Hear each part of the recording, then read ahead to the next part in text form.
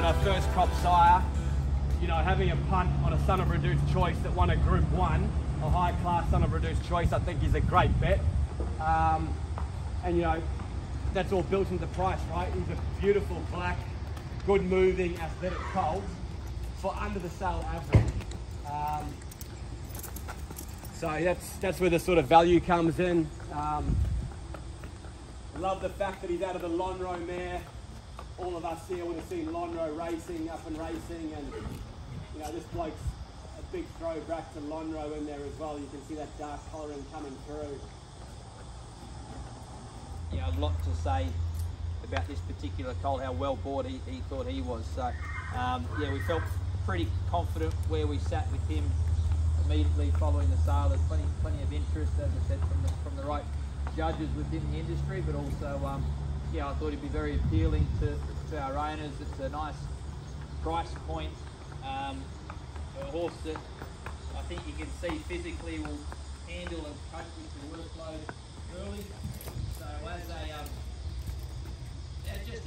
from our perspective, we want to be getting horses to a number of races, a variety of races. We want to get you to the races sooner, so you can enjoy the horses, enjoy your investment.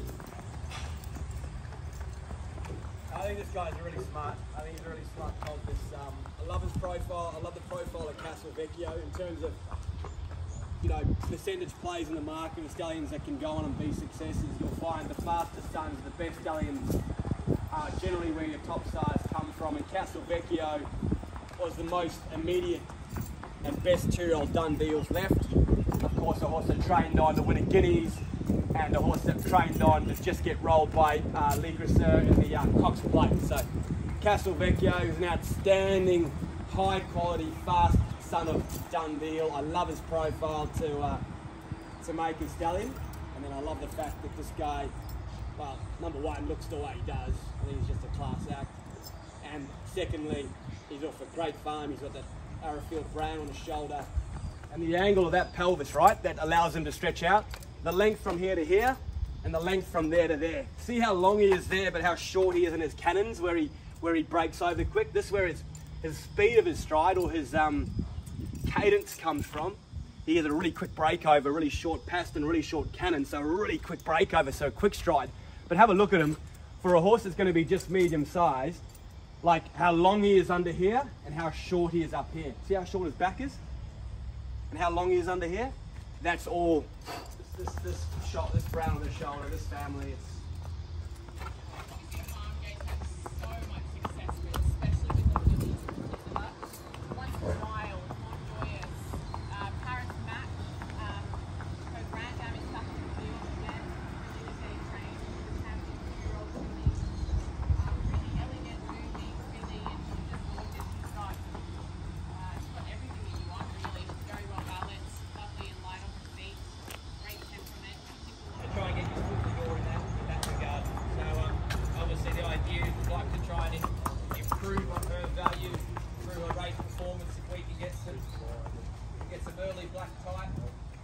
for her, and you know, we had some luck with our fillies this year. Probably the early part of the year pre-Christmas, our you know, fillies were probably our stronger hand than our colts. You know, naturally the fillies are that little bit more mature at the early stages of their career. You know, Rob even sort of says, say pre-Christmas, that the fillies at weight for age hold quite a significant advantage. But yeah, we had sort of 3 fillies in the gym track. 2 of them ran a Quinella, so straight away they enhanced their value. The 2 fillies in the Magic Millions running 2nd and 3rd, you know, they're now worth a significant more than what we bought for them. A 2-year-old racing fan, and I love it. And I love trying to find sharp running 2-year-olds, and you don't find any faster than this thing.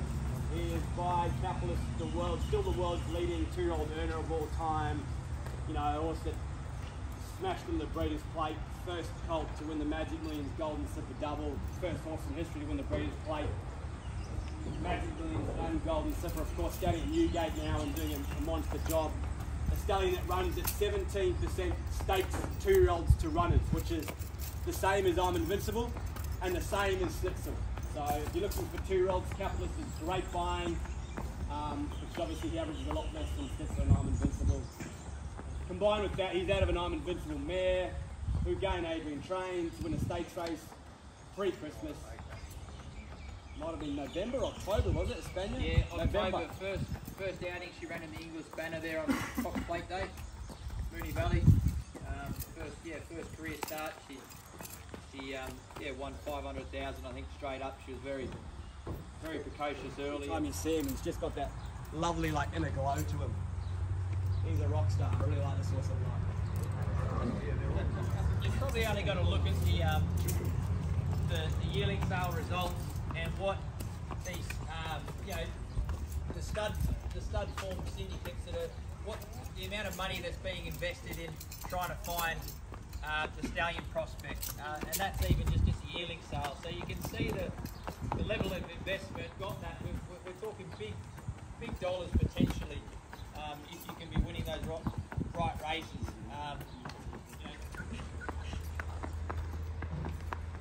I thought this filly was very well bought, given her pedigree and being by the champion, staying I'm Invincible. It was probably above sales average, but still below the average for his progeny and what some of those sort of fillies and colts were bringing by I'm Invincible. But she was certainly, I'd love to have her over any of the other ones. She looks a nice, fast shape. She's sort of still a bit downhill, still a little bit of growing to do there, but she looks everything's in the right place, the proportions are there, and she certainly looks a sharp style of filly out of what was a very fast American mare.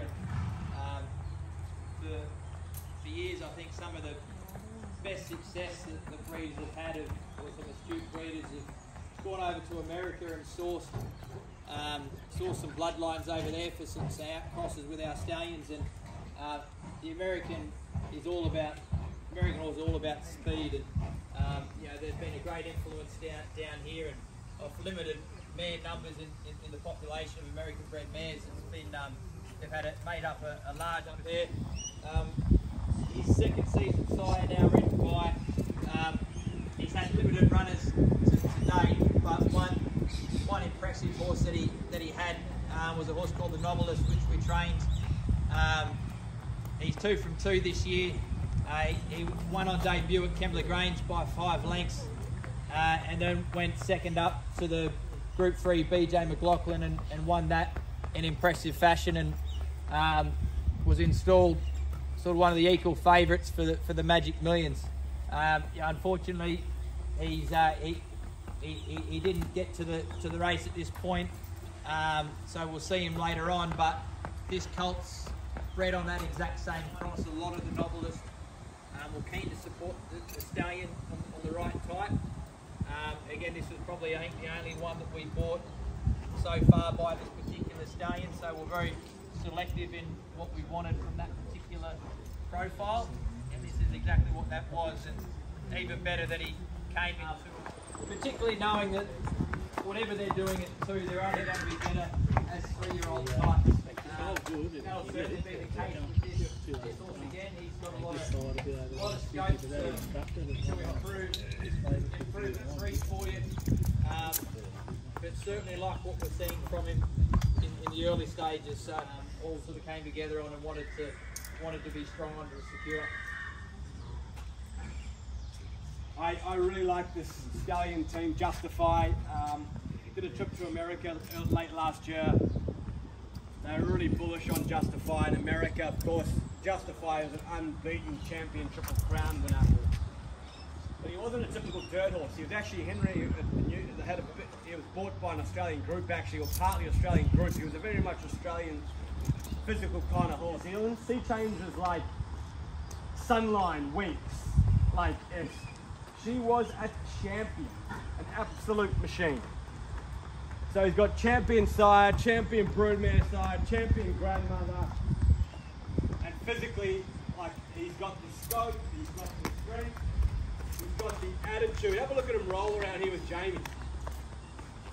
Like, not a care in the world. I love the fact that when you see him walk away from you, have a look at the tension in his mind pastures when he walks through you. Have a look at, see how tight he is through his own pastures? Every bit of power that all that muscle mass is producing is being pushed straight to the ground. There's no sloppiness, there's no weakness, there's nothing. Wicked low set hock, wicked long levers. He could be a horse that could be the heady heights at weight for H level in Australia at 2, 3 and 4. He's that kind of horse. He's really grabbed me today. I'm really impressed by how he's handled himself here and how he's done since the sale. It's going to be a great story, this, if he's good. Because the owner, Matthew's raced the mother, I'm the star. And he was dead set, fell in love with this horse at the end of the sale. Matthew came from Sydney, saw the horse, said, I've got to pull this horse out of the sale, I just want to race him myself. But Adrian loved him equally as much and convinced him to put him through, and that you know, we'd be really keen to buy him, and luckily he landed to us at 400,000. So Matthew's going to race him with us. Absolutely tip top, you know, like weight for age sort of horse, 2, 3 and 4, like I was talking about before. Scope the size,